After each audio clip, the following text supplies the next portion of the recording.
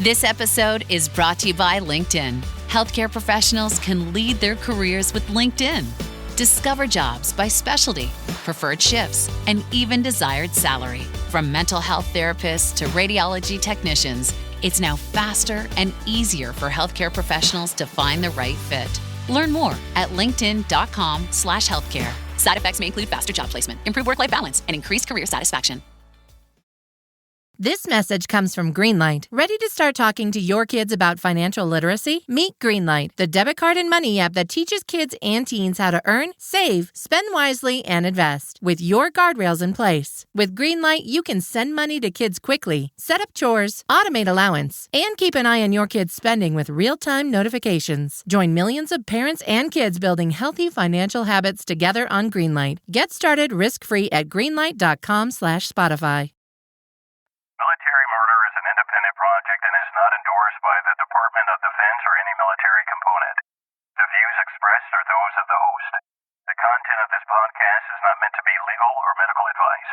Warning: this episode contains graphic details of murder and is not suitable for young listeners.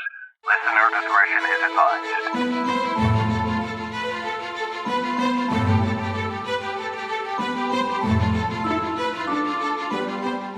Welcome back, True Crime Army.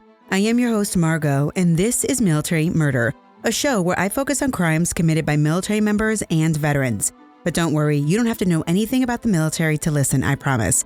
You just have to be a true crime enthusiast, and if that's you, welcome home. Shout out to the MVPs this week who have showed up and showed out in the Apple Podcast reviews, sending me tons of love.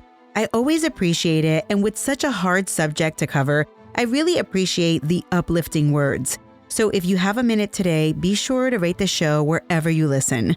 Before I begin, I want to point out a hilarious Margot flub from the Tall Hot Blonde episode. I was talking about Jesse's mom at some point, and I made a reference to a song, and I said something like, Jesse's mom has got it going on. Well, oops, it's not Jesse's mom, it's Stacy's mom. That's the song I was talking about. But I know you got the picture. Only one person called me out on it, so I appreciate it. I thought it was a funny flub, but a flub nonetheless. Love you. Okay, moving on. So I have been promising more coverage of lesser known serial killers, and I'm really delivering starting with this episode. And well, this case was recommended by someone who personally knew this serial killer, someone who had him over her house, someone who let him hold her 3-month-old baby. Unbeknownst to her, he had the murder of 3 innocent victims under his belt. All the while, he hid behind a warm smile and easygoing personality. Major trigger warning for the next couple episodes. Today's episode includes rape, the murder of children, and vile computer searches. It also includes the description of an abduction. While I do not go into excruciating detail at all, I do believe it is best if you skip this episode if you feel you may become distressed. With that said, join me today as I tell you about a serial killer living among us at Joint Base Myer-Henderson Hall. Now, let's dig in. My sources for this episode include various appellate court opinions and court filings, reportings in the Washingtonian, the Daily Herald, Chicago Tribune, New Zealand Herald, the Department of Justice website, Arlington Now, Chronicle Illinois, Washington Times, and websites Find a Grave and the Bureau of Prisons website. Something weird was going on in February of 2010 in the Arlington, Virginia area. In the late hours of February 4th, 2010, into the early morning hours of February 5th, an Arlington police officer named Corporal T.L. Clifford saw something that he deemed suspicious. Officer Clifford had been working the, I'm quoting here, Valley beat for 8 years now, so he was familiar with all the regulars. Whenever something out of the ordinary popped up, he'd notice. Officer Clifford saw a silver Dodge Durango that seemed out of place, and it was driving slowly along Shirlington Road. Officer Clifford had previously owned the exact same vehicle, even fitted with the exact same black off-road grille on the front of his Durango. In addition to this vehicle driving suspiciously slow, it piqued his interest. But eventually, the Durango left the area. But about an hour later, the Durango popped up again on Officer Clifford's radar. He kept thinking, what is up with this car? what is this guy doing? This time, the Durango was slow rolling near 4 Mile Run, which is a stretch of path where you will usually find runners or bikers. And having lived myself near this area, Virginia has a lot of early risers who get on these trails to go on their morning run before their morning commutes. And all this shady driving was happening early on Friday morning. Well, Officer Clifford saw as the Durango parked his car between 2 trucks near a bike path, and the driver shut off his lights and sat in his car idling for about 15 minutes, and then the Durango left. Officer Clifford's spidey senses went off, and while the car didn't do anything illegal, the officer ran the plates and didn't see any warrants or anything suspicious on that account. So instead, he wrote the license plate number down, never realizing that his quick thinking would lead to the takedown of a serial rapist and a serial killer. Because unbeknownst to Officer Clifford, the person in the driver's seat of that Durango was scouting out areas for his next victims. Well, wouldn't you know it, the next day, February 5th into February 6th, Officer Clifford spotted the Durango again. On this day, the streets were extra quiet because there had been a massive snowstorm dubbed Snowmageddon that pretty much incapacitated the city, which, if you have ever lived in the DC metro area during a snowstorm, woof, these people straight shut down everything at the potential for snow. So I can totally envision this in my head, especially if it snowed a lot.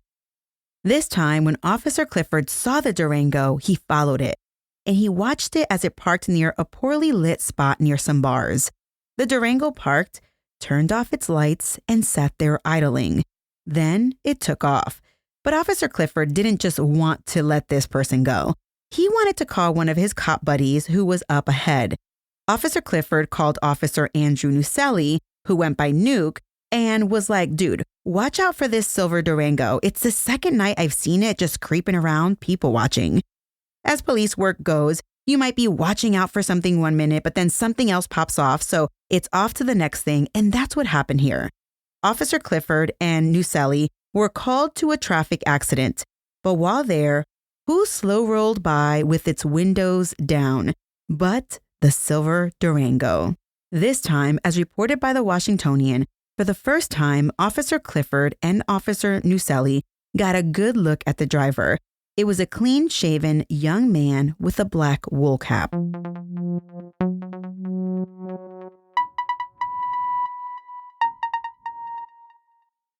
In the early morning hours of February 10th, 2010, a 25-year-old woman was walking to her boyfriend's house in Arlington, Virginia. I am going to call her Maria, and that is a pseudonym. That's not her real name. Maria had worked the night shift as a nurse at the ER. A storm had hit that night, so she got off early from work. She took the metro to Virginia Square Station and then intended to take a cab, but due to the storm, there were none available. So she hoofed it. While she was walking near the 1700 block of North Quincy Street, a man approached Maria from behind and grabbed her jacket. Maria instinctively went to turn around when the man displayed a handgun and told her to stay quiet and just walk.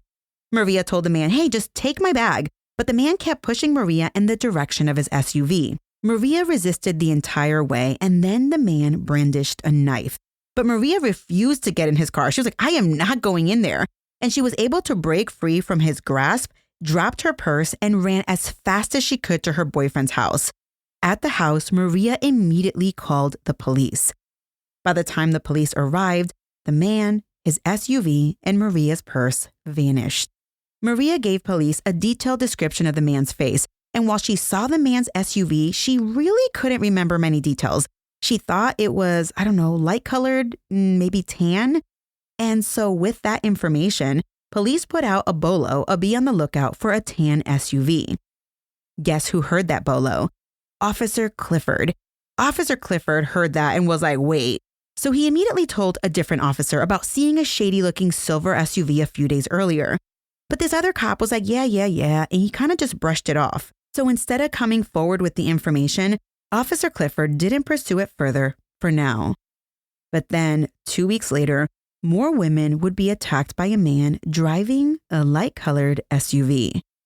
On Saturday, February 27th, 2010, at about 2 o'clock in the morning, A woman who I will call Helen, that's also a pseudonym, was walking up to her house near North Wakefield Street when a man approached her from behind. He told her he had a gun and for her to get in his car, specifically his SUV. Helen refused and a struggle ensued. The man then brandished a stun gun and put it on Helen's neck. Miraculously, though, either the gun didn't go off or Helen was freaking Wonder Woman and it didn't affect her because our girl Helen was able to run away and call 911. But the man had gotten away. And while any smart person would lay low for a while, this man was desperate and he struck again 2 hours later on the same street.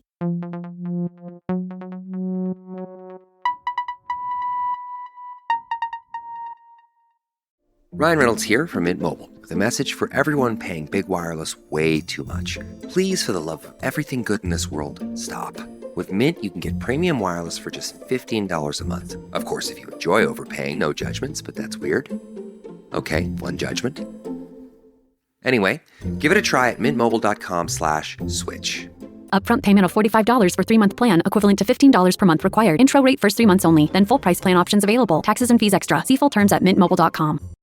ChatGPT Plus is free for college students through May. Here's the thing. You've got a lot to do between now and then. Studying for finals, writing papers, trying to keep your life on track. And ChatGPT can help with all of it. It can quiz you for your econ exam, make a study guide from your French notes, plan out your meals and study breaks. It can get really specific on how you like to learn. It can even help you come up with ways to stop procrastinating. So from now until summer break, take advantage of all the ways ChatGPT can make your life easier. Restrictions apply. So it's now 4 o'clock in the morning and two 23-year-old grad students who I'm going to call Kesha and Jill were walking home from a night out with friends. They were heading towards North Wakefield Street. As the women were stopped in front of Kesha's house, according to reporting in the Washingtonian, Kesha stopped to find her keys in her purse when all of a sudden a man emerged from behind a parked car. He showed the ladies that he was carrying a gun. He then demanded their wallets. The women were terrified. They were like, "We don't have any money." But the man likely knew the cops might be patrolling the area from the first attack 2 hours earlier, so he quickly forced the women inside of Kesha's house. He asked her if there was anyone there, and she said no, but her roommate was upstairs sleeping. Inside the house, he ordered Kesha and Jill to kneel by the couch. He then patted them down and bound their hands with the cord from a vacuum cleaner. Then he left the room. While the man was out of the room, the women were able to loosen their hands, but the man soon returned with a kitchen knife. Upset, he retied Jill's hands with the cord from an iron, and he tied Kesha's hands with the cord from a vacuum cleaner. He then ordered both women into a bedroom. The women obliged, not sure what the hell was going on. Inside the room, the man ordered both women onto the bed, but Jill, the smaller of the two women, was like, hell no. The two women were so confused. The man who was doing all of this, he looked like a high school kid at best, and he looked really unprepared and unsure of himself. He even taped Kesha's mouth with painter's tape. Now, you know the kind. It's usually blue and doesn't really stick well. Not surprisingly, the tape kept falling off. In the back of their minds, the women probably thought that they could take this man on, but he had a gun and a knife. Well, again, after asking the ladies if they had duct tape, the man left the room, and the women jumped into action. Kesha threw herself at the door, slamming it shut. Then Jill grabbed her phone that was still in her pocket, yes, because the intruder, he had patted her down, but he completely missed the cell phone. So Jill dialed 911, then she dropped the phone into the laundry basket. It's unclear to me if she did this on purpose or by accident, but as soon as the man returned to the room, he grabbed the phone, threw it against the wall. Then he kidnapped Jill, forcing her out of the house, dragging her down the street, and forcing her into the back seat of his SUV against her will. Then he took off. Kesha hopped to the front door where she was able to get a good look at what was happening. She saw the SUV and she started screaming and slamming the vacuum cleaner around until her upstairs roommate woke up and came downstairs, and they called 911. Although Kesha was in rare form with adrenaline rushing at full speed, she gave police as much information as possible. And remember, authorities were already looking for this guy because he had attacked a girl just a few hours earlier. By now, it was 4:25 in the morning, and officers mobilized, forming a command center nearby and putting out an APB, an all-points bulletin, for Jill and the SUV. Kesha told authorities that the assailant was, quote, so young he could have passed for a high schooler, end quote. Everyone in Arlington was now looking for the man, the SUV, but most importantly, they were looking for Jill. Meanwhile, the man drove Jill away from the scene, all the while pressing her down into the back seat so as to not bring any attention to himself. Then, once he was in a desolate area, he parked the car and went into the back seat with Jill, where he forced her to perform oral sex on him. Then he put a condom on, saying, "I'm not stupid." And then he raped Jill. He continued with the assault, and when he was done, he wrapped her head and mouth with packing tape and placed her on the floorboard of the back seat. Then he drove towards Prince William County in Virginia, where he stopped in a wooded area near the highway. The man then assaulted Jill all over again. Then he removed the scarf that she was wearing. He replaced it around her neck and tightened. As the man prepared to do this, Jill yelled out, "What are you doing?" And the man responded, "What do you think I'm doing?" And then he squeezed and squeezed and squeezed. Once Jill's body was lifeless, the man disposed of Jill's body in the woods and then drove off, completely satisfied that he had gotten his hands on a victim that didn't get away. A while later, at around 8 o'clock in the morning, Thomas and Lynn Love were driving along the Prince William Forest Park near Alps Road when they spotted a young lady slowly crawling and then standing in the snow. The young lady looked like she was in pretty bad shape, with blood coming from her head. The lady was Jill. She had survived. Thankfully, the couple stopped and helped Jill, wrapping her in a blanket, turning up the heat and driving her as quickly as possible to the nearest hospital. Jill was shivering and she was turning blue by the time that she was rescued. Reports indicate that Jill had scrapes on the tops of her feet from when the man dragged her out of the house and into his car. When police arrived, Jill told her harrowing story. She told them that the assailant was driving a silver SUV. And with that, they put out a bolo. All the while, officers were in Kesha's neighborhood asking neighbors if they saw anything. There were helicopters searching from above, canines conducting ground searches. It was nuts. And of course, the bolo went straight to the cops. And who do you think heard it? Officer Nuselli heard it first. And he calls up Clifford and he's like, "Hey, remember when you ran that tag?" And so they're able to track that tag down. When they run the plate number, the car is registered to a young man named Jorge Avila Torrez. I'm going to call him George for the rest of this episode, though. They pull up his license plate and boom, it's the same guy who was driving the SUV that they spotted people watching at weird hours during the night. Nuselli and Clifford jump into action, providing this information to the cops working the robberies and the abduction. They bring one of the survivors in and show her a picture lineup, and she undeniably chooses George's picture, 100% certain that was the man. And with that, they issued an arrest warrant for George's arrest.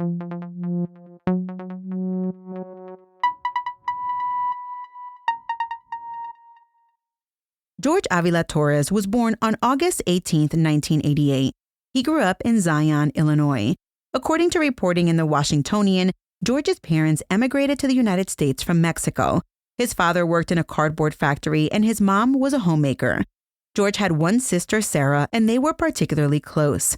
In high school, George cut class often, instead getting into what appeared to be some low-level trouble. In 2005, however, George got himself into some big trouble when he was caught with marijuana, which caused him to get expelled. But that wouldn't stop him from graduating from Zion Benton Township High School. And after George graduated in 2006, he beelined his butt to the Marine Corps. By April of 2009, George was stationed at Joint Base Myer-Henderson Hall in Arlington, Virginia, where he was doing admin work. He lived on base in Keith Hall. Keith Hall was known to house mixed personnel, including male and female Marines, sailors, and a handful of airmen. Friends reported that George was a pretty dependable guy who loved cars, trucks, and video games. He was the type of Marine that would give you the shirt off his back. So what was this other side of George, and could he really have been involved in all of these attacks on women and the attempted murder of Jill? Well, on February 27th, after the cops had pieced this puzzle together in super lightning speed due to the quick thinking of officers Clifford and Uselli, authorities went over to Henderson Hall to investigate. Before they even got George, they found his Durango in the parking lot, and they took a little peek from the outside, and what they saw was chilling. Inside of the backseat, they found the iron exactly as the women had described. It was the iron that the man had used to tie Jill's hands. For some reason, they didn't want to stir anything up, so instead, they watched George's room and car. And it was less than a dozen or so hours after he left Jill for dead that George came strolling out of his barracks room and towards his car. But he wouldn't get far because he was immediately apprehended. When brought in for questioning, George was his usual talkative self. Authorities described that he was even cordial. He acted real dumb the entire time, very innocent. The interview lasted a good 2 hours, but the conversation was circular and went nowhere. George never admitted to anything. A few days later, they tried to talk to him again, but George wasn't talking. But in the meantime, authorities were searching George's things. They searched his barracks room, his car, his computer, the whole 9 yards. The car, which is where George conducted his business out of, well, that had the most telling evidence tying him squarely to the crime.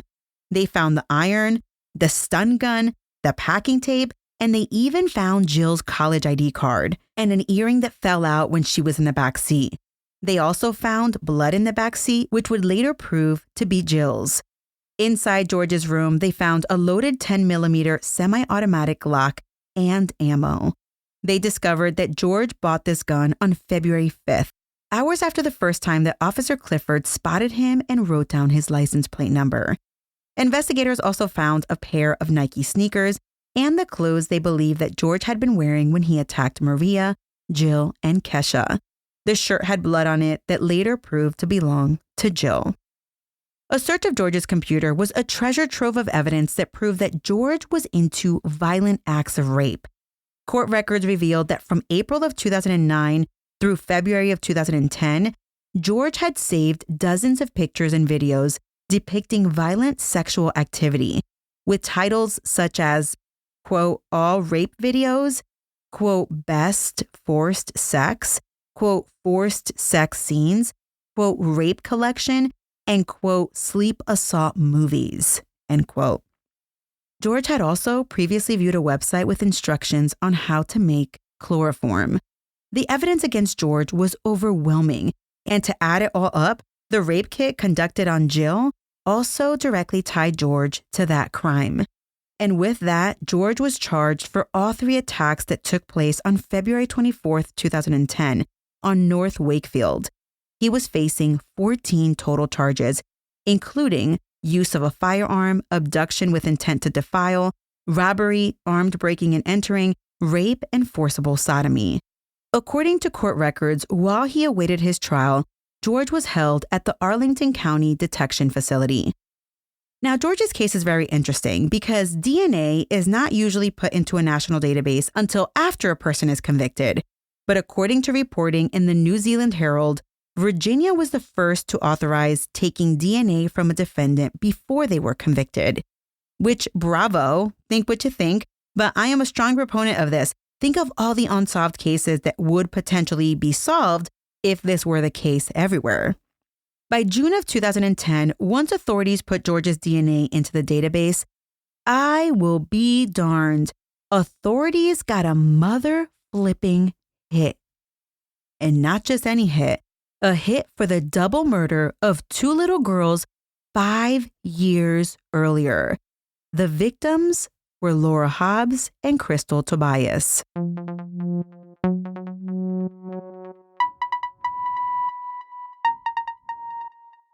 Parents of tweens, if you're familiar with far-off drop-offs... Dad, stop, right here. Or get DMs about what's for dinner... You may be experiencing tween milestones. For your son or daughter, these can start at age 9. HPV vaccination, a type of cancer prevention against certain HPV-related cancers, can start then too. For most, HPV clears on its own. But for those who don't clear the virus, it can cause certain cancers later in life. Embrace this phase. Help protect them in the next. Ask their doctor today about HPV vaccination. Brought to you by Merck. Fellas, you know Degree Cool Rush deodorant, right? Well, last year they changed the formula, and guys were mad about it. One dude even started a petition. So guess what? Degree heard us, admitted they messed up, and brought the original Cool Rush scent back exactly how it was. And it's in Walmart, Target, and other stores now for under $4. So grab some and remember why its cool, crisp, and fresh scent made it the #1 men's antiperspirant for the last decade. Degree Cool Rush is back, and it smells like victory for all of us. Laura Gail Hobbs was born on September 25, 1996 in Wichita Falls. She was born to her mom, Sheila, and her father, Jerry. In 2005, little Sheila was in the 2nd grade at Beulah Park Elementary School. Little Laura absolutely loved reading, and she really enjoyed acting out the stories that she read with puppets. Whenever Laura wasn't into reading, she was outside enjoying the fresh air, riding her bicycle, and hanging out with one of her best friends, Krystal Tobias, who was also her neighbor. Krystal Tobias was born on October 26, 1995 in Waukegan, I'm not sure if I said that right, Illinois. Krystal had an older brother named Alberto.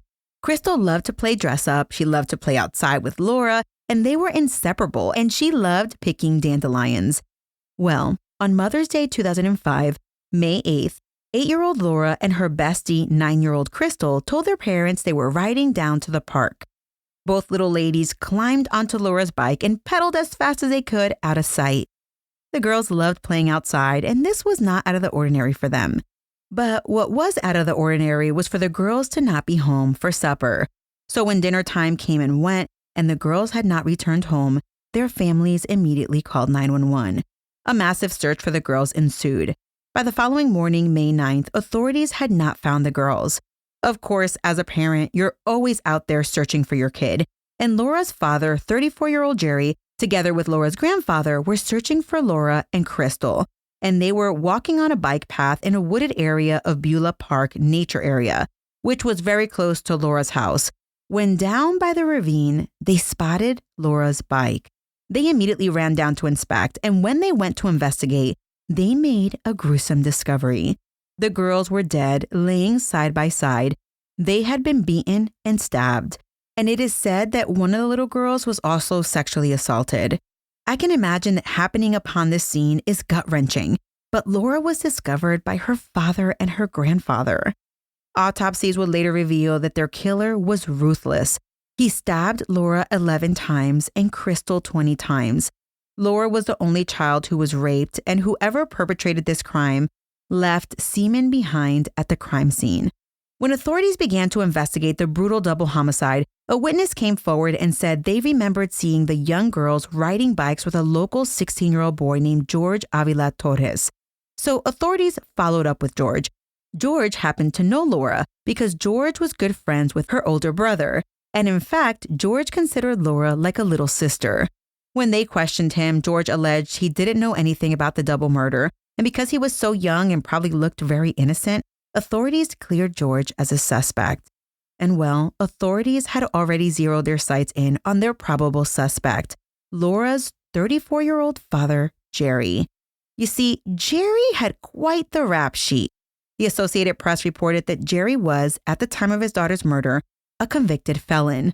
His crimes stretched back all the way to the 1990s in Texas, where he had arrests for assault and resisting arrest. Then, in 2001, he got arrested in Texas after he chased one of his neighbors with a chainsaw. For that crime, he was jailed for 2 years and had just been released from a Texas prison on April 12, 2005. After he was released from a Texas prison, Jerry went to Illinois to move back in with Sheila and his daughter, Laura. But he hadn't been out of jail but for 3 weeks when his daughter and her best friend were murdered. So clearly, he was suspect numero uno in the eyes of investigators.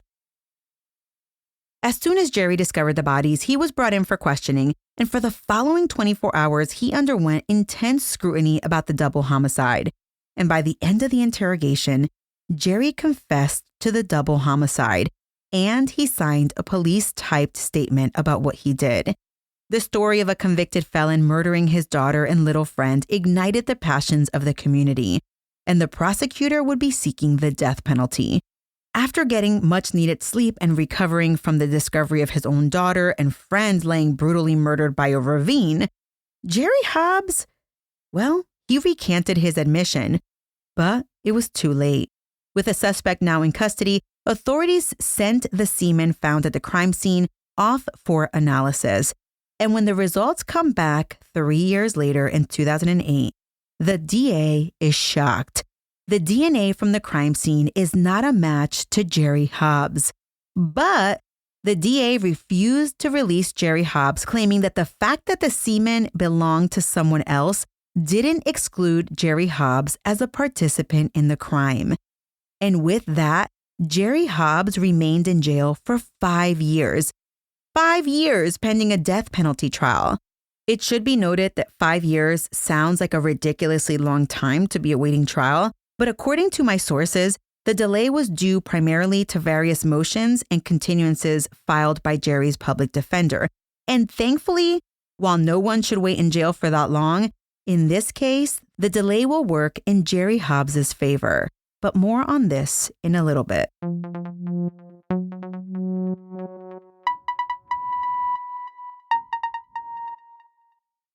Now, let's jump forward to 2010 again, when George's DNA is entered into the national database and hits as a match to the DNA found at the double murder of Laura and Krystal. Authorities see this and they are stumped because remember, the man they believe to have committed the murder had been in jail for 5 long years. Well, authorities discover that George had actually been questioned in connection to the girls. In fact, he was the very last person anyone ever saw with the 2 little girls. What else was there? Well, they dig up that in 2005, 16-year-old George tied up a female friend, but she was able to break loose and flee. They also learn about the marijuana and the expulsion from high school, and they learned that George didn't skip a beat. As soon as he graduated high school, he enlisted in the Marines. Now, while this is common for many who join the military, authorities begin to wonder if George left in such a hurry to avoid any more questioning in the double homicide. And guess what? If that was his motive, it worked. On June 27th, investigators brought George in for questioning regarding Laura and Krystal's murder. And George played the whole "I don't know what you're talking about" game. And they were like, dude, your DNA was at the crime scene. Do you know that it's like a 1 in 985 quadrillion chances that it's your DNA? But it doesn't matter what George said because they had his ass dead to rights. Summer of 2010 was a busy summer for George because while he waited in jail, he was sitting in his cell just stewing over the fact that the walls to the shitty house he built were crumbling on top of him. And so he orchestrated a plan to have the Arlington, Virginia victims murdered. Say what now? Bro, you need to calm way down right now. But he wouldn't. Our boy George was serious about wanting those ladies dead. Once he found the guy who would do the deed, he even drew him a map of the victim's house. So I don't know if the would-be assassin was an informant or what, but authorities got wind of the assassination scheme. They put an informant by the name of Osama el-Attari, who I will refer to only as Osama from now on. Anyway, Osama was a restaurateur jailed on several charges that he scammed several banks out of $53 million. And according to the Daily Herald, this cat would do just about anything to get a reduced sentence, even wear a wire in prison. And that he did. In August of 2010, Osama got close to George, chatting him up, and eventually, George confessed to killing little Laura and Krystal. All of the conversations caught clear as day on audio. George went into excruciating detail about what he did, which matched up perfectly with the girl's autopsy. All except for he did not admit to raping the little girl. Because, that might be a death sentence for him in prison, meaning with the other prisoners. George not only talked about what he did, but he talked about what happened when he saw that Laura's father, Jerry Hobbs, was getting all the heat for the murders. He thought, quote, damn, I'm clean, I'm good, I ain't got shit to worry about, end quote. And on May 12, 2012, Jorge Avila Torrez was charged in Illinois with the murders of Krystal Tobias and Laura Hobbs. When asked why he did it by Osama, George always changed up his answers. He'd say it was just random or no reason. And one time he even said he had to take them out because they saw him delivering drugs. Osama asked George if he ever felt any remorse, to which George responded, quote, does a lion feel remorse when it kills a hyena, end quote. Osama was shocked and he was like, you don't feel bad at all? George responded, quote, no, end quote. Okay, y'all, somebody seriously come over here, hold my earrings while I quick sneak into whatever jail cell this guy is in and I take him out my damn self because what? But wait, Mr. Talks Too Much had something else to tell Osama. The girls in Illinois, they weren't his last victims. He had actually killed a girl in the barracks. The girl lived 7 doors down from him, and NCIS wasn't even looking for her killer.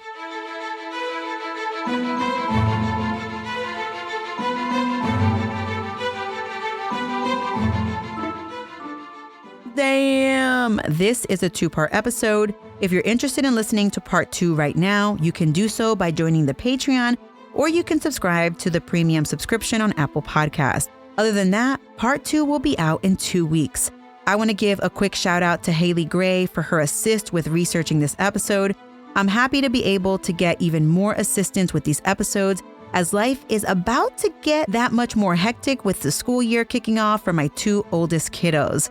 Again, this podcast would not be possible without all of you, my listeners. So thank you so much. Make sure that you follow me on social on Instagram at Military Murder Podcast and on TikTok at Military Margot with a T at the end. This episode was researched and written in collaboration with Haley Gray.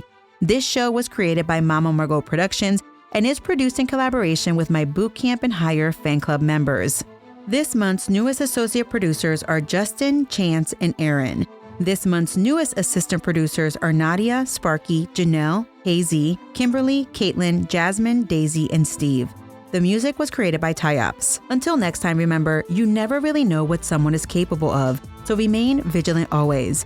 You have a fabulous week, and I'll keep digging to bring you the conclusion of this military murder story next time.